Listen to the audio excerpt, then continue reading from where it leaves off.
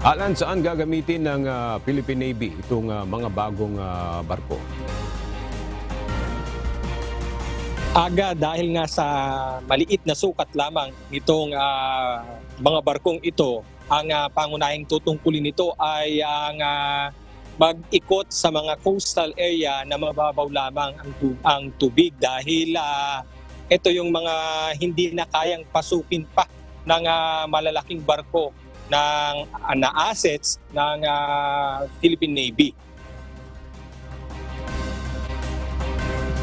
Aga noong ika-28 ng Marso 2023 sa Manama, Bahrain, tinanggap ng Philippine Navy ang dalawang dating Cyclone-class patrol vessels mula sa US Navy na dating kilala bilang USS Monsoon PC-4 at USS Chinook PC-9 sa pamamagitan ng excess defense articles ng foreign military sales.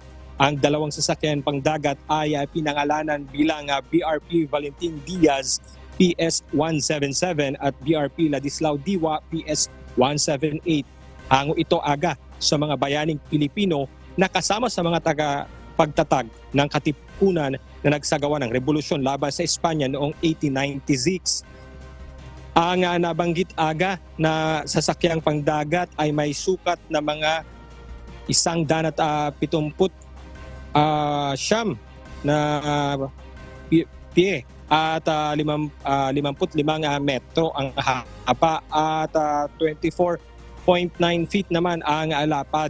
Pangunahing tutungkulin nito aga ay mag-ikot sa mga coastal at mababaw na karagatan kung saan maaaring yung mga mahirapan ang mga malalaking sasakyang pangdagat dahil sa maliit nitong sukat at mababaw na draft.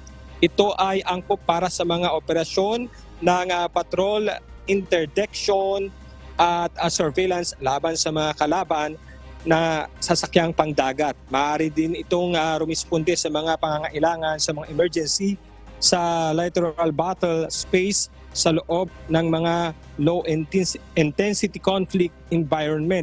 Ang Alvarez class patrol ship ng Philippine Navy, pinapalakas nito ang kakayahan sa mga coastal patrol sa ating mga karagatan at mga sea lanes of communications at iba pang mga operasyong pangdagat at HADR. At ngayon nga, aga ay opisyal na itong magagamit at mapapakinabangan ng Philippine Navy dahil kanina ay nagsagawa na rin ng commissioning ceremony dito sa Philippine Navy. Aga.